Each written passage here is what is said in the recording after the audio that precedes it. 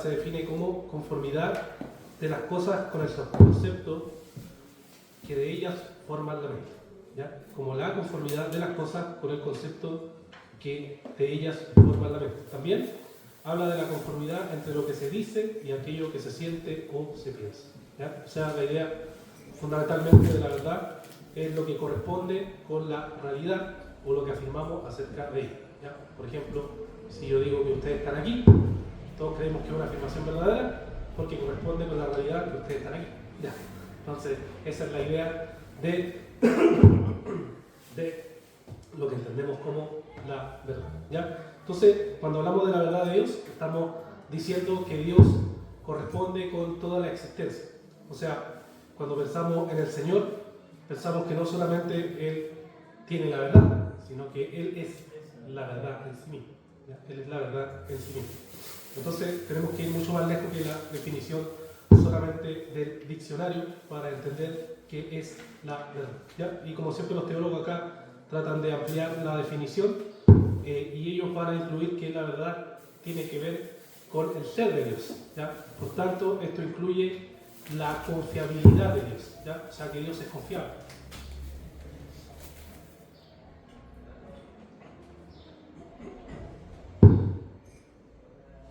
¿Ya? Cuando hablamos de Dios es verdad, hablamos que Dios es un ser confiable, o sea, que uno puede confiar en Él plenamente porque en Él solo hay verdad, ¿ya? Solo hay verdad, no hay nada de falsedad, no hay engaño, no hay variación, como diría Santiago, como diría Juan, Él es luz, ¿ya? Y en Él no hay ninguna tiniebla, ¿ya? Entonces tenemos ese concepto cuando hablamos de la verdad. Entonces, si en Él hay verdad, ¿cierto? Otros teólogos nos dicen, entonces es imposible que Dios pueda mentir, ¿ya? Es posible que Dios pueda mentir.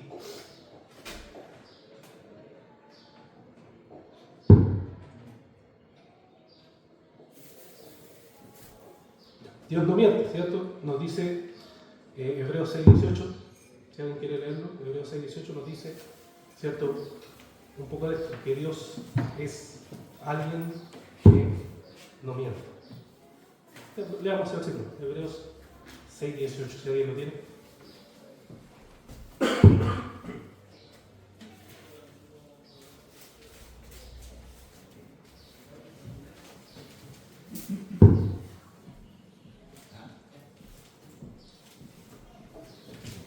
¿Qué dice? Para que por dos cosas inmutables en las cuales es imposible que Dios mienta, tengamos un fortísimo consuelo los que hemos acudido para asirnos de la esperanza puesta delante de nosotros.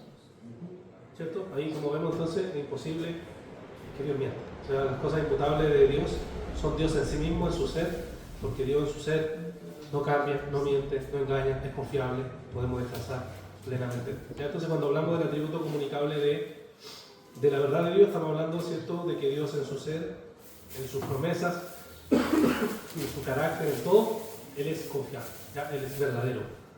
Él tiene un conocimiento pleno y total de todas las cosas, y ninguna de esas cosas son falsas, sino que son siempre verdaderas. Bien, vamos entonces, hasta ahí, ¿vamos bien? ¿Sí? ¿Entendiendo el concepto? Vamos entonces, como siempre, a revisar parte de las palabras del Señor. Vamos al Antiguo Testamento primero, a ver algunos versículos, ahí para que me puedan ayudar. Leamos Deuteronomio, capítulo 32, versículo 4, Salmos 31, 5, Salmo 119, verso 160, Isaías 65, 16.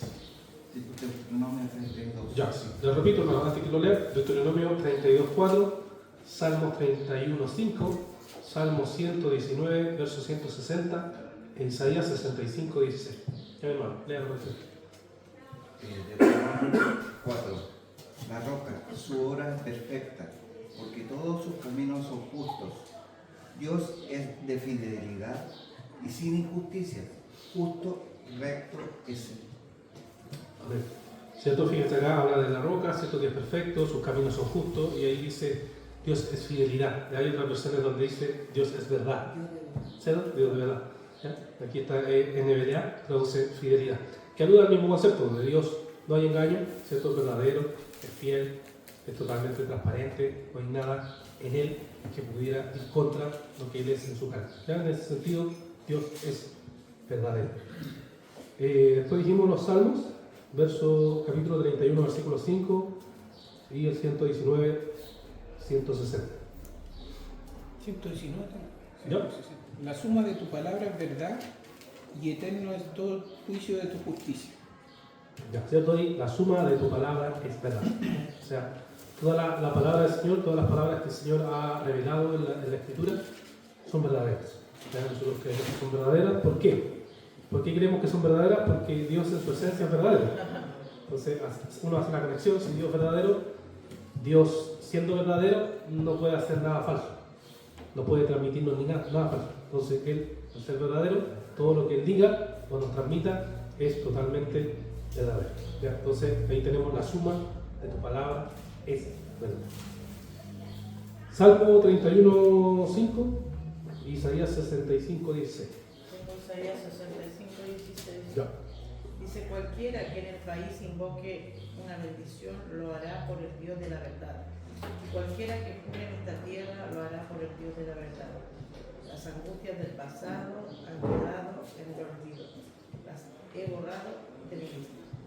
¿Cierto? Fíjense ahí la declaración: jurar por el Dios de la verdad. ¿Cierto? Se jura por el Dios de la verdad. ¿Por qué habla así la Escritura de Dios? Porque Dios es verdad. ¿Ya? Todo lo que Él dice es verdadero, todo lo que Él ha revelado es completamente verdadero. Y creo que nos faltó un salmo. Salmo 31:5. 5. Amén. ¿Vamos? Dice, en tu mano encomiendo mi espíritu, tú me has redimido, oh Jehová, Dios de verdad. Ya, ¿cierto? Ese versículo bien conocido, en tus manos encomiendo mi espíritu, pero fíjense cómo termina. Termina diciendo Dios de verdad, ¿cierto? Dios es un Dios de verdad. Entonces cuando revisamos el Antiguo Testamento, como siempre les digo, estos son solo algunos pasajes, hay muchos más que uno pudiera estar viendo, pero cuando uno revisa el Antiguo Testamento se va a encontrar con que la verdad en la Biblia no es una idea abstracta, ¿ya? Sino que algo concreto. ¿Qué es lo concreto? Es Dios. Dios es verdad y revela a través de la palabra la verdad de todas las cosas, ¿ya? Entonces no es algo simplemente abstracto, sino que se revela en el carácter de Dios, al ser un Dios completamente verdadero, ¿ya? Un Dios completamente verdadero, ¿ya? Bueno, ¿hasta ahí alguna consulta, hermanos? ¿Alguna duda? ¿Pregunta? ¿Vamos bien? Ya, revisemos entonces algunos versículos también del Nuevo Testamento. Y nuevamente les pido su ayuda para que podamos leer. Vamos a leer casi de Juan, ¿ya? Del Evangelio de Juan. Juan capítulo 1, versículo 14. Juan capítulo 14, versículo 6. Juan 17, 17. Y primera de Juan 5:20. Eso serían los 4 versículos. Repito, Juan 1, 14. Juan 14, 6. Juan 17, 17. Y primera de Juan 5:20. Juan 1, 14. Ya. El Verbo se hizo carne y habitó entre nosotros, y vimos su gloria, gloria como la del unigénito del Padre, lleno de gracia y de verdad. Fíjense, esto dice que estaba lleno de gracia, o sea, el unigénito Cristo se encarnó, se hizo hombre, habitó entre nosotros, y que es lo que vimos, un unigénito lleno de gracia y de verdad. De verdad, para los griegos había toda una búsqueda de la verdad, pero ellos esperaban una verdad de una forma diferente, como hemos visto en otras ocasiones, pero aquí nos dice que la verdad estaba en Cristo. Se había encarnado y ahora habitaba entre nosotros. Ese es el Dios que está lleno de gracia y lleno de verdad. Ya, Juan 14, 6 y 17, 17. Jesús le dijo: yo soy el camino y la verdad y la vida, y nadie viene al Padre sino por mí. Amén. Esta es una de las bien famosas, y ahí preguntando, muéstranos el camino al Padre. Y dice, ¿cómo? Si siempre estaba con ustedes. Yo soy el camino, la verdad y la vida. Nadie viene al Padre sino por mí. ¿Cierto? Entonces Jesús declara ser el camino hacia Dios, la verdad hacia Dios, la vida hacia Dios. Él es la verdad revelada al mundo. Ahora otra cosa es que el mundo no lo acepte, pero eso aquí pone la exclusividad de la verdad. Él es el único camino el cual permite que lleguemos al Padre. ¿Ya? No hay otro camino. Y eso es una de las características de la fe cristiana, que es exclusiva y que te dice, este es el único camino verdadero. ¿Ya? Para nuestra cultura, por supuesto, eso es intolerancia, pero para la vida cristiana siempre Jesús ha sido el único camino. No hay otro camino al Padre. Solo por medio de Cristo podemos conocerle a Dios, podemos ser salvos y podemos entonces vivir una vida eterna. Ya, Juan 17, 17 creo que era. Amén. Santifícalos en tu verdad. Tu palabra es verdad. Ya, ¿cierto? Aquí tenemos la oración sacerdotal, todo el capítulo 17, y aquí dice esta pequeña frase, pero importante, ¿no? Santifícalos en tu verdad o en la verdad, ¿cierto? Tu palabra es verdad. ¿Ya? Hace dos conexiones. Una, que lo que hace la verdad es santificarnos, o sea, apartarnos de qué, del pecado. ¿Cuál es el pecado específico? La mentira. Nos aparta del mundo de mentira, y lo que hace la palabra es santificarnos. Por eso es tan importante la exposición constante de la palabra, porque lo que hace la exposición constante de la palabra es santificarnos, es purificarnos, es limpiarnos de todas las ideas del mundo, de todas las formas de pensar del mundo, y vamos creciendo, ¿cierto? Santificándonos cada día más. Entonces, la palabra de Dios es la palabra verdadera. Primera de Juan 5:20. Sí, primera de Juan 5:20. Dice, también sabemos que el Hijo de Dios ha venido y nos ha dado entendimiento para que conozcamos al Dios verdadero. Y estamos con el verdadero, con su Hijo Jesucristo. Este es el Dios verdadero y la vida eterna. Fíjense, ¿cierto? Que repite constantemente, estamos en el verdadero, con el verdadero. Está insistiéndonos en que veamos que Cristo es la verdad, Él es el verdadero. Entonces, ¿cómo nosotros logramos tener una comunión plena con Dios? Es estando en el verdadero. ¿Quién es el verdadero? Jesucristo es el verdadero. Porque Él ya había dicho que Él era la verdad, como vimos en Juan 14:6. Entonces los apóstoles ya entendían eso y sabían que Él era el verdadero. Para tener una comunión plena con Dios necesitamos estar en el Hijo, estar en comunión con el Hijo, y así estamos en comunión con el Padre. Entonces podemos ver que el Nuevo Testamento nos presenta la verdad aún más concretamente, que es en Cristo. En Cristo conocemos la verdad. Cristo es la verdad encarnada para nosotros, y la cual al seguirlo y al seguir lo que el Señor nos reveló en su palabra, entonces vamos a caminar en esa verdad que el Señor nos ha mostrado y a la cual nos ha llamado para que andemos siempre en esa verdad. ¿Ya? Eso, hermanos. ¿Alguna consulta por ahora? Estamos en el atributo comunicable de la verdad de Dios. ¿Ya? Vemos lo que nos dice el Antiguo Testamento, vemos lo que nos dice el Nuevo Testamento. Gracias. Entonces, vemos estas verdades. ¿Hay alguna consulta, pregunta o hasta ahora vamos bien?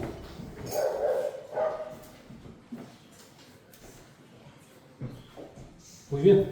Entonces, mis hermanos, vamos a avanzar a las objeciones. ¿Ya?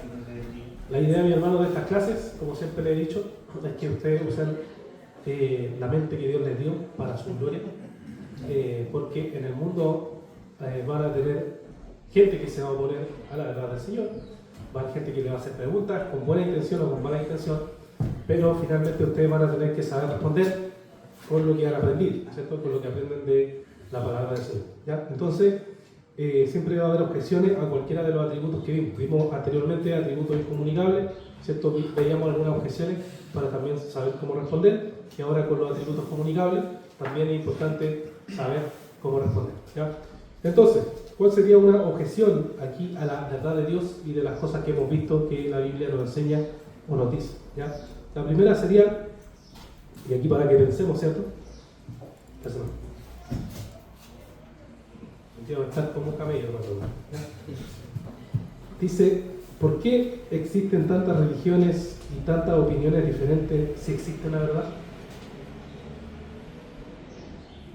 ¿Ya? Aquí pueden responder, ya se las repito, para que piensen que responderían. Ideal que responden con la Biblia.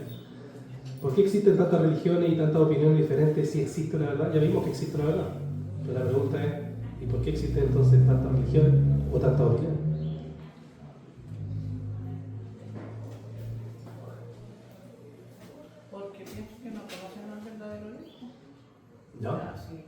conocieran, primero conocerían la Biblia, porque Dios se conoce a través de la palabra, ¿cierto? El verdadero Dios se conoce a través de la palabra. Y también pienso que ellos a veces usan más otros libros que realmente la escritura, donde se conoce en verdad el verdadero Dios. ¿Ya? ¿Sí? ¿Qué dicen los demás? ¿Cómo le responde a una persona y les dice, ustedes son cristianos, ¿por qué existen tanta religión y tantas opiniones sobre Dios si supuestamente existe la verdad? Dice, ¿cómo existen tantas cosas? Yo creo que es por la creación misma. La creación misma está hecha para adorar. Y la gente, al no conocer al Dios verdadero, buscan que creer, buscan que adorar. Y ahí se van formando distintos tipos de religiones y distintos tipos de dioses. Ahora, aprenderlo con la Biblia, no se vienen los pasajes. Pero sí, yo fui ahí, pero no se vienen los pasajes. ¿Ya? ¿Ok? ¿Qué dicen los demás? Es que cuando hablamos hoy de la verdad de Dios es una sola y es perfecta. Pero el hombre también expone en su vida su propia verdad, que es su propia sabiduría, su propio conocimiento. De hecho, también la palabra lo habla, que a veces el hombre es sabio en su propia opinión y distorsiona, obviamente, con su propia opinión y su propia sabiduría, distorsiona la única verdad, que es la palabra, que es Cristo. Y así también se han creado diferentes religiones, porque incluso han distorsionado la verdad única de Dios. Y hay otros que escuchan, les acomoda y siguen esa verdad, una verdad humana. Por eso también la palabra habla que sus pensamientos están lejos de nuestros pensamientos y sus caminos no son nuestros caminos.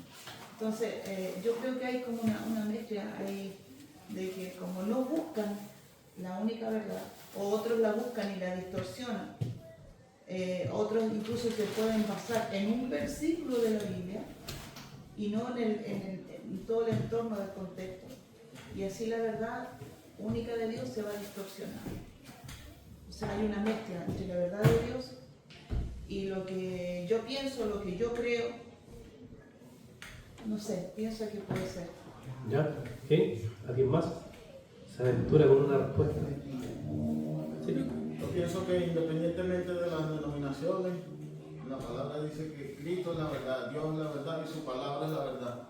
Independientemente de las denominaciones, nosotros como cristianos creemos en la Trinidad, en un Dios y 3 personas. Esa es la verdad, su palabra es la verdad. ¿Ya? ¿Qué? Ok. Solo la pregunta habla de las religiones y no denominaciones, porque es algo que es diferente. ¿Ya? Religiones me refiero a judíos, islámicos, hinduistas. Esas son las grandes religiones del mundo. Se me viene a la mente el versículo que está en Romanos, 1:19, ¿Ya? que dice que los hombres decidieron adorar la creación de Dios Yo creo, sí. que al Señor. Entonces, también creo que va por ahí porque no han conocido al Dios verdadero, no han conocido lo que dice Juan 14, que dice que Jesucristo es el camino, la verdad y la vida. Entonces, yo creo que también es falta como de creer, de conocer, porque, bueno, uno misma, si volvemos a un poquito atrás, hablábamos, ¿cierto?, de la adoración, de quién era Dios realmente. Entonces, nosotros mismos hace unos 5 años atrás adorábamos a un Dios que nos habíamos inventado en la mente. No al Dios en verdad de la Escritura, a este Dios confiable, a este Dios de verdad, a este Dios que no miente, a este Dios de tantos atributos. Nosotros nos habíamos formado un Dios. Creo que también pasa por eso, que las religiones se inventan un Dios. No conocen ni al Dios verdadero ni la verdad de Dios. ¿Ya? Bien, sí. Que es para saber cuando hay una secta o cómo diferenciarlo está en la persona de Cristo. Entonces, con el pasaje que decía mi hermana, Él es el camino, la verdad y la vida, ahí sabemos cuál es la verdad, pues preguntándole qué piensa de Jesucristo. Y ahí ya uno puede ver ya si está... Y ahí nosotros sabemos de que hay una verdad, y la verdad está en Jesús, está en Cristo. Eso. ¿Ya? Piénsenlo ahí, como siempre les digo, no hay una sola respuesta, digamos así, cuadrada o preparada, sino que uno tiene que razonar a través de lo que la Biblia nos va revelando, ¿cierto? Y uno podría dar una respuesta sumando lo que decía la hermana Beatriz, ¿cierto? Yéndose a Romanos 1:19, o quizás yéndose al mismo Génesis 1, versos 26 y 27, donde nos habla que fuimos creados a imagen de Dios, y como fuimos creados a imagen de Dios, todos los seres humanos deseamos adorar algo, ¿ya? Deseamos algo trascendente. Entonces todas las culturas humanas han tenido ese deseo en el corazón porque fue puesto por Dios de adorar algo. Pero como entró el pecado, obviamente se adora a cosas incorrectas, o se inventa a qué adorar. No pueden evitar adorar a los seres humanos, pero pueden adorar a cosas incorrectas, ¿ya? Como les dije la vez pasada, aquí en Latinoamérica tenemos los aztecas, los mayas, los mapuches y otros pueblos más, ¿cierto? Cada uno de ellos construyó sus dioses. Sí. En Europa, por otro lado, los vikingos, toda cultura ha tenido el deseo de adorar, ¿ya? Pero distorsiona ese deseo de adorar porque el pecado está en ellos. Y entonces, ¿qué hace? Construir un dios conforme a su imagen, ¿ya? Como el de los griegos, los romanos, ¿ya? Que construyó dioses a su imagen y semejanza, como ellos querían. Y entonces terminan adorando algo que no es Dios, ¿ya? Y entonces, claro, ahí la pregunta es cómo entonces encontramos el Dios verdadero. Que necesitamos la revelación especial, o sea, la Biblia, para que nos diga cómo es ese Dios verdadero. Y ahí vemos en la palabra que Dios mismo nos dice, como leímos hoy también y como decía la hermana, en Juan 14:6, Jesús es el camino, la verdad y la vida. Entonces así vamos despejando, ¿cierto?, el camino para mostrar que Cristo es la verdad, Cristo es la verdad, Cristo es la religión verdadera. Yo sé que en estos tiempos a la gente no le gusta usar religión, pero en verdad la Biblia usa religión. En Santiago 1:26, por ejemplo, dice: la religión pura y sin mácula es apartarse del mundo y visitar a la viuda y a los huérfanos. Entonces, la religión verdadera es la fe cristiana, porque se trata de un mensaje verdadero que es la revelación de Dios, el Evangelio, y entonces el Evangelio nos muestra que ese mensaje es el único mensaje verdadero que nos lleva a la salvación, ¿ya? Y porque el único que muere en la cruz es Jesucristo, ¿cierto? El único que vive perfectamente, muere en la cruz y resucita al tercer día es Cristo. Nadie más, no hay ningún otro hombre, ningún otro ser humano que haya hecho eso, porque Cristo era humano pero también divino, ¿ya? Entonces así uno puede ir construyendo la respuesta respecto al tema de cómo sabemos si hay o no una religión verdadera. Bueno, otro comentario, ¿no? Será la primera objeción que van a escuchar y que ustedes igual van a tener que saber responder. Otra objeción que es muy común al tema de la verdad es no es arrogante afirmar yo tengo la verdad. No es arrogante afirmar yo tengo la verdad. Esa es otra objeción que se le hace al tema de la verdad. ¿Cómo responderían entonces si alguien les dice: oye, ustedes son arrogantes, ¿cómo se creen dueños de la verdad? ¿Cómo van a afirmar eso si la verdad es tan variable, etcétera? ¿Qué responderían ante eso?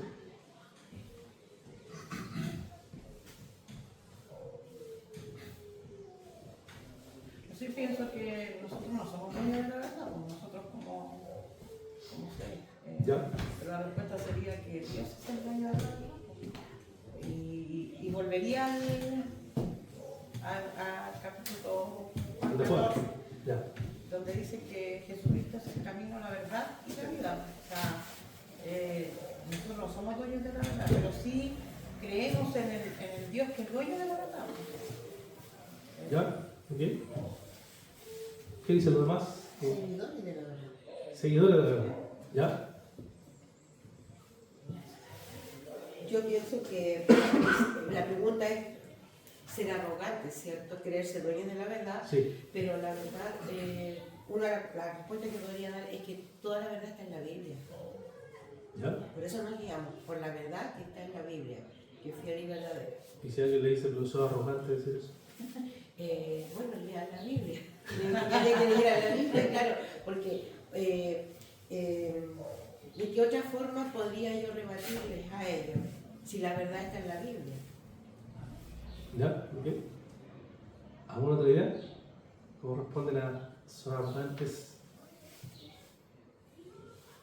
Ya, ¿cierto? Aquí hay que distinguir, creo que la hermana Beatriz hizo una distinción que es importante, también la hermana Mónica, respecto a que, claro, nosotros afirmamos ser parte o tener la verdad, pero en el sentido de que está en la Biblia, ¿cierto?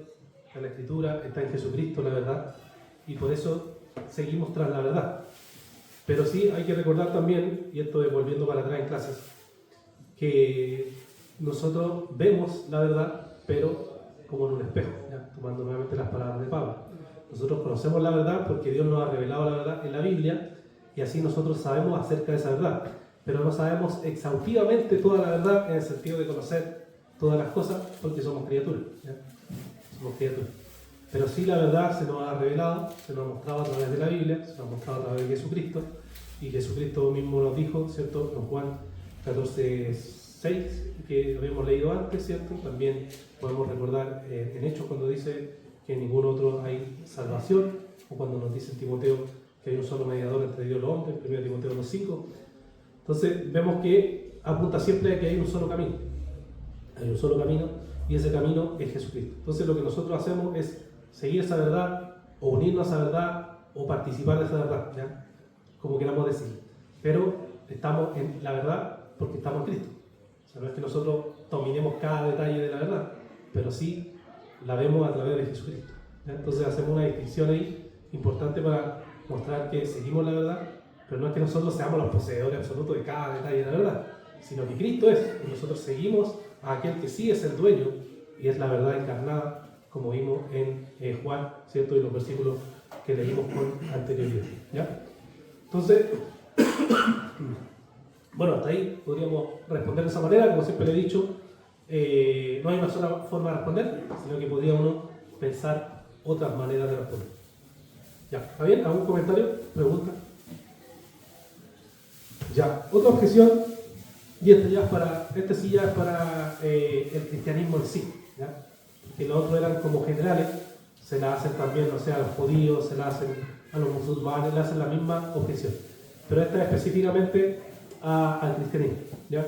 ¿Cuál es? Y a ver cómo responderían ustedes. Dice, si existe la verdad en el cristianismo, ¿ya? Suponiendo que ya existe la verdad en el cristianismo, ¿por qué existen tantas ramas y tantas denominaciones cristianas? ¿Ya? Nuevamente, si existe la verdad en el cristianismo, ¿por qué existen tantas ramas y tantas denominaciones cristianas? Yo creo que ahí ha sido por la intervención del hombre que por las ideas que tiene ha ido, de acuerdo a sus pensamientos, cambiando. ¿Ya? ¿Ok? Yo creo que es por falta de conocimiento de la palabra. Como decía antes, el hombre, incluso el cristianismo, se inventa un Dios. Porque a mí me pasó, había un Dios que era castigador, que era, te maldecía, si tú no hacías esto, etcétera, etcétera. Creo que va por esa parte que hace unos días atrás conversaba con una señora que está trabajando y yo le decía que en verdad le explicaba cómo funcionaba aquí en la congregación el asunto de enseñar. Aquí no dan que hay un versículo y hacen lo que quieren con él, sino que nos enseñan libro por libro, el contexto, y en verdad es muy importante eso, cómo a uno también le enseñan, porque si a uno le enseñan mal, obviamente, y claro, antiguamente uno se quedaba con lo que, como los católicos, se quedan con el sermón claro, y uno no leía tanto quizás la escritura porque era más espíritu que la letra mataba, entonces yo creo que pasa por ahí también que hay tanta tanta tergiversación acerca de esto. Como decía la moneda antes, el hombre busca su propia verdad. Por ejemplo, si lo vemos hoy día, la doctrina de la prosperidad. ¿Y dónde está en la Biblia eso? Entonces, son cosas que el hombre se inventa de esa... Por eso suceden estas cosas, porque hay tanta diferencia entre una iglesia pentecostal, una iglesia, no sé, asamblea, uno vaya, hay diferentes, es porque no han conocido, yo creo, en verdad. ¿Ya?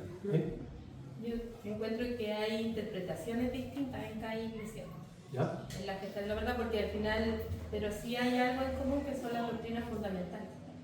Que eso sí, ni una iglesia, y podemos decir que somos hermanos porque creemos en la deidad, en la humanidad de Cristo, en la expiación de nuestros pecados, entonces, pero sí hay hartas ramas porque hay diferentes interpretaciones de la misma Biblia, pero en lo doctrinal, en lo fundamental, no debería ser distinto. ¿Sí? Muchas También está personas el libre tienen... albedrío. Ya, da uno, primero Arturo, después. Muchas personas, muchos pastores conocen la verdad, pero niegan la verdad para beneficio propio. Tergiversan la palabra, todo para su propio beneficio. Entonces, también piensan de manera diferente, hay un tema psicológico, cultural, de dónde viene, dónde se criaron, de quién le enseñó eso, en qué se estuvo metiendo. Hay mucho espiritista, hay mucha gente que está metida, involucrada dentro de la iglesia que hacen muchas cosas que no corresponden. Entonces, todas esas personas niegan la verdad. Hay pastores que niegan la verdad para su propio beneficio. Entonces, también por eso se han formado distintas, que los metodistas, que los pentecostales, que unos creen en profetas, que unos creen en apóstoles, que unos creen... ¿Y dónde está eso? Si ellos también saben la verdad, de los diezmos, ¿dónde está? Si saben la verdad, ¿por qué no la dicen? Para el beneficio propio. Y así se han abierto distintas denominaciones, han tergiversado la palabra, como dice la hermana, para beneficio propio. Para eso. Hermano Julio. No, yo había dicho que el libre albedrío había hecho que hubiera muchas denominaciones, porque, bueno, de hecho, antiguamente el catolicismo traía una forma de interpretar la Biblia o el cristianismo, y después Martín Lutero lo cambió y empezó a hacer un cambio. Entonces ahí queda demostrado que cuando ha pasado de persona a persona, la mente humana la que está haciendo un cambio de acuerdo a lo que a la visualización que tiene de lo que está leyendo, lo que está interpretando. ¿Ok? ¿Alguien más? ¿Alguna otra idea? La pregunta es, si existe la verdad en el cristianismo, ¿por qué existen tantas ramas y denominaciones cristianas? Ya es una objeción, estamos viendo objeciones a la verdad de Dios. No sé cómo respondemos a esas objeciones que se nos plantean. Bueno, Yo tengo un versículo aquí que está en Santiago 1:18, y me hace un poco de ruido. O sea, voy a preguntar más que nada si está como ligado a lo que se está preguntando. Dice: por su propia voluntad nos hizo nacer mediante la palabra de verdad, para que fuéramos como los primeros y mejores frutos de su creación. O sea, por eso es porque si se supone que somos todos, ¿cierto?, independientes de las denominaciones, ¿cierto? O por qué hay tanta denominación, si aquí en la palabra dice: por su propia voluntad nos hizo nacer mediante la palabra de verdad, para que fuéramos como los primeros y mejores frutos de su creación. O sea, todos deberíamos pensar de la misma manera. No deberían haber otras denominaciones. Por eso pregunto. Por eso dije pregunto, no estoy... Sí, no, entiendo más.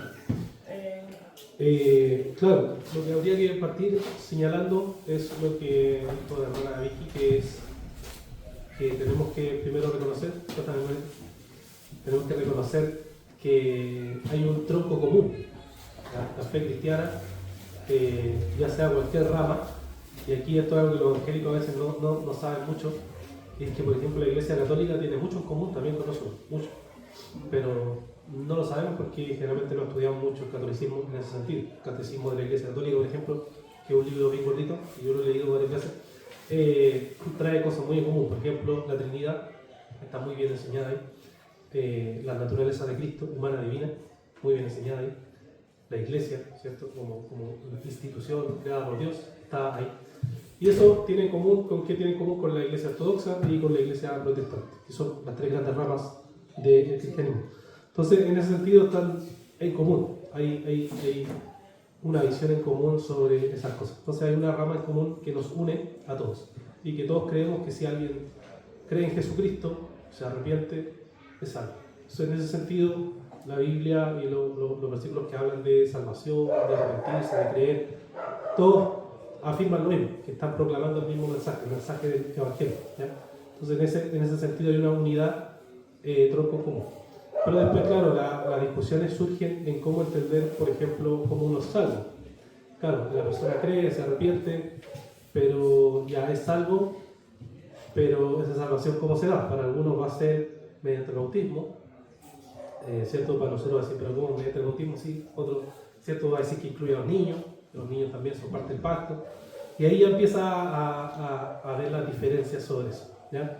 Después, siguiendo en ese mismo tema, vamos a entrar al tema de la salvación, si se va a mantener siempre, si hay seguridad de salvación o no hay seguridad de salvación, si se pierde o no se pierde, ¿ya? Y ahí ya entramos entonces a esa diferencia, ¿ya? Entonces ahí es donde empieza la diferencia. Después podemos entrar a las ideas del bautismo, ¿cierto? Que el bautismo es una gran discusión que ha habido siempre entre aquellos que creen que el bautismo de niños y aquellos que creemos que son los bautistas, de ahí el nombre, ¿cierto? Que creemos que es solamente para los adultos.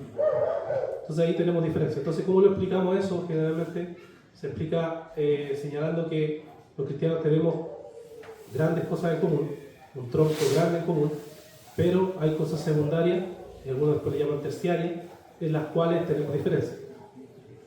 Y eso ha existido siempre, o sea, toda la historia de la Iglesia, desde la muerte de los apóstoles y después vinieron los padres de la Iglesia, de ahí en adelante ya entre ellos hubo diferencia y después ya hubo diferencia hacia adelante y fueron aumentando dependiendo del tema que se iba dando en la época. Ya la reforma fue un tema nomás de muchos temas que ya venían, ¿ya? Y después de la reforma para adelante vinieron muchas otras discusiones, ¿ya?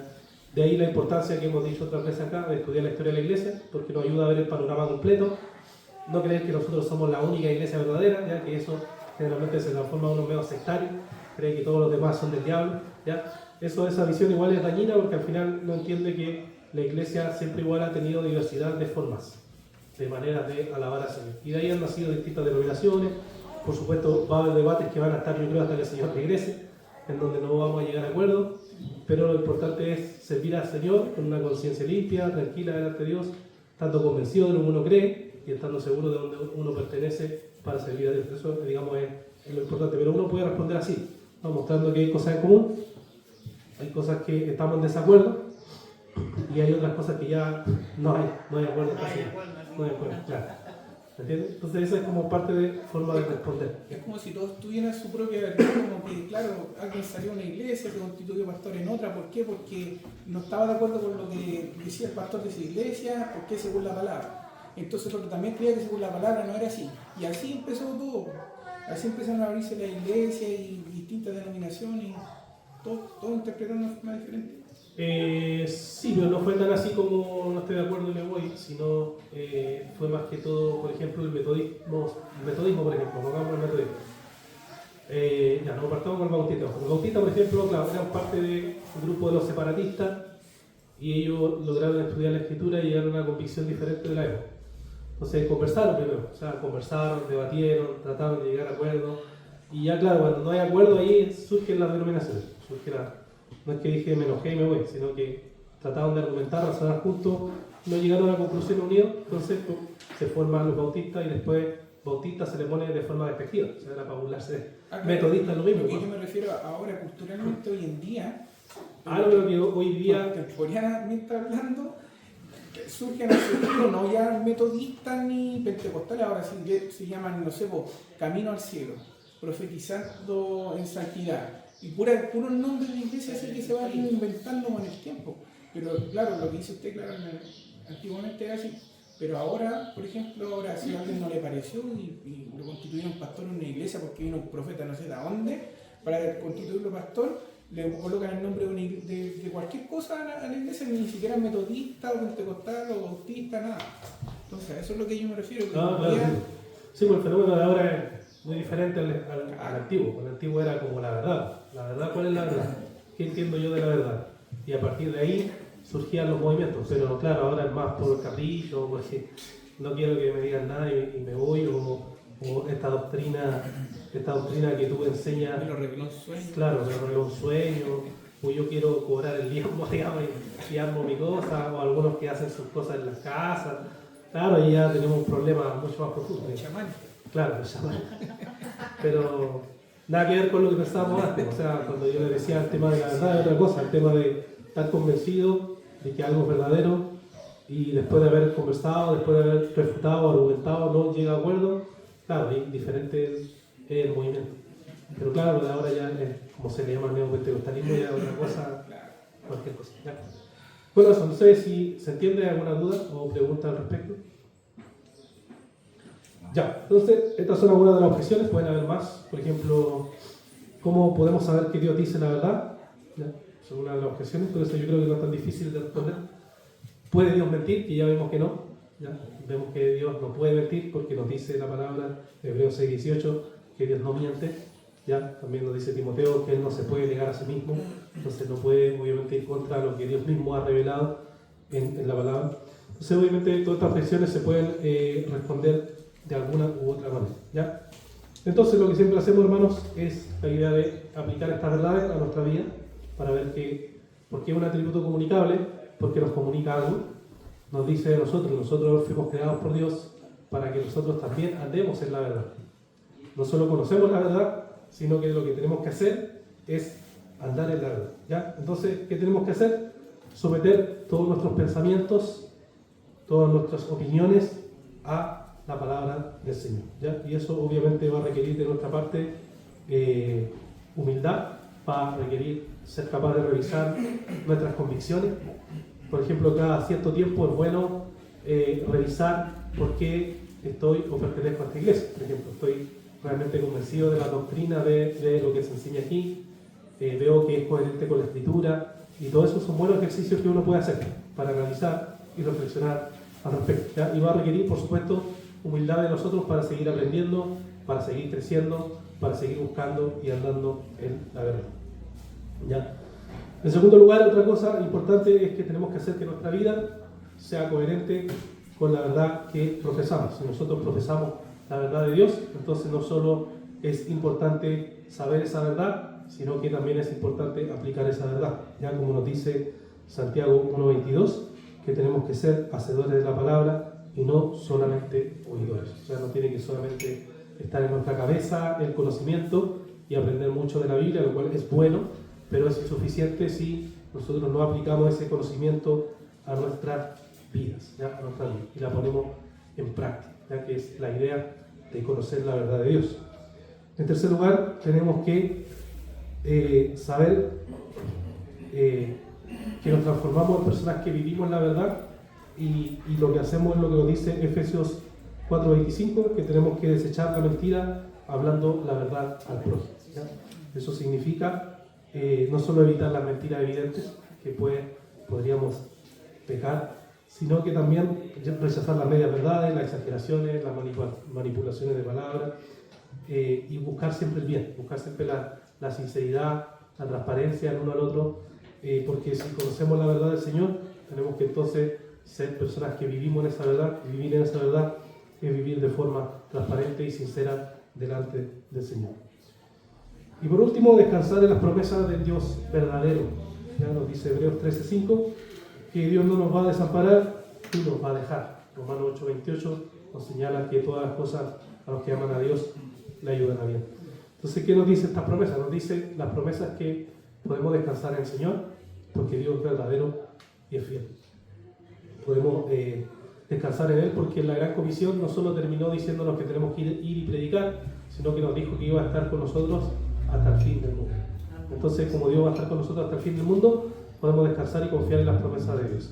¿Y por qué nuestra confianza puede ser total y absoluta en el Señor?